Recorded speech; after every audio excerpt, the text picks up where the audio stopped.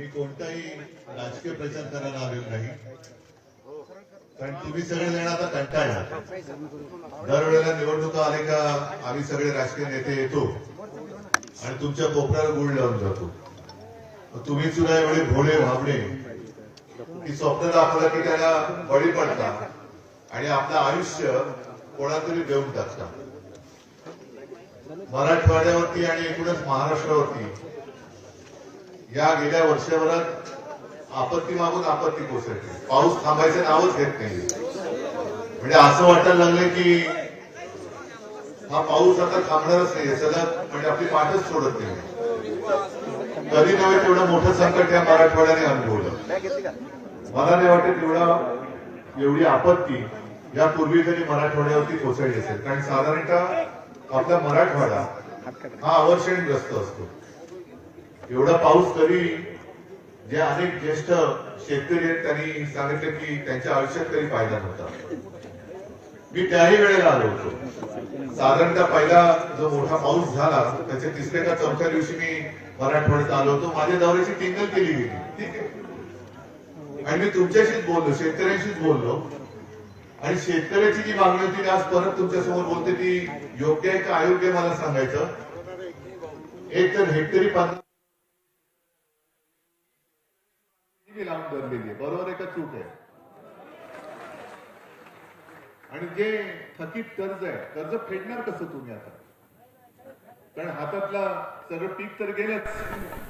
खरीप गेला तर रब्बी सुद्धा कसा घेणार, कारण जमीनच खरडून गेलेली आहे. मग आपलं दयावान सरकार त्यांचा अभ्यास चालू आहे. मी मुख्यमंत्री होतो, मी माझं काही मोठेपण नाही सांगायला आलो, मी माझं कर्तव्य केलं होतं. कारण मला असं वाटलं की कधी नाही ती एक संधी अनपेक्षितपणे मी मुख्यमंत्री झालो होतो.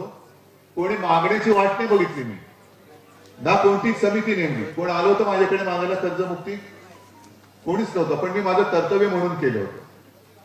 मग आता हे जे काय अभ्यास करतायत, माझं म्हणणं असं आहे की त्यावेळेला मी कर्जमुक्ती करून दाखवली होती ना, मिळाली होती की नव्हती तुम्हाला. सगळी माहिती तिकडे गोळा केलेली आहे ना, मी काही घरी नाही घेऊन गेलो. ती माहिती सगळ्या शेतकऱ्यांची सर्कल निहाय माहिती सरकार दरबारी जमा आहे. मी जी काही यंत्रणा लावली होती ती यंत्रणा सुद्धा सरकारी यंत्रणा होती. मी काय खैरे साहेब अंबादास आणि आपले सगळे लोकांना घेऊन नव्हतं पाठवले पैसे घेऊन, सरकारी यंत्रणा वापरली. ती सरकारी यंत्रणा सुद्धा सरकारकडे आहे. महात्मा फुले यांच्या नावाने आपण शेतकरी कर्जमुक्त योजना राबवली होती, तिची संपूर्ण माहिती ही सरकार दरबारी आहे. अभ्यास कसला करताय. परदेशी समिती नेमली. ही कोण परदेशी, म्हणजे आपले प्रवीण परदेशी माहिती आहे, पण मुद्दाम म्हणते परदेशी समिती येणार आणि माझ्या स्वदेशीची माहिती घेणार. कसला अभ्यास करणार. मग मधल्या काळामध्ये जरा शेतकरी एकवटला होता असं वाटलं होतं गेल्या आठवड्यात. मला वाटलं काहीतरी होईल, पण परत एकदा मुख्यमंत्र्यांनी कोपऱ्याला गुळ लावला. कधीची तारीख दिली आता, 30 जून. आज महिना काय सुरू झाला.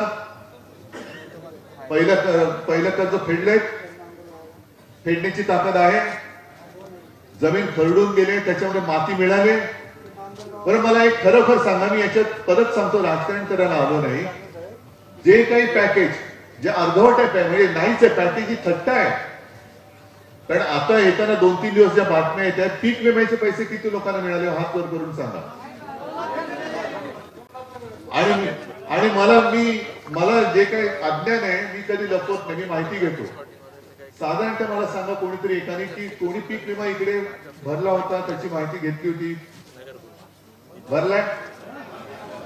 मग आता तुम्ही ज्याने भरल्या त्यांनी सांगा तुम्हाला तुमच्या नुकसानीपायी किती पीक विम्याची रक्कम मिळायला पाहिजे होती. नाही मिळायला किती पाहिजे होती. अरे नाही, पण मला रक्कम सांगा ना, मग मी पुढचं बोलतो. पण साधारणतः रक्कम किती.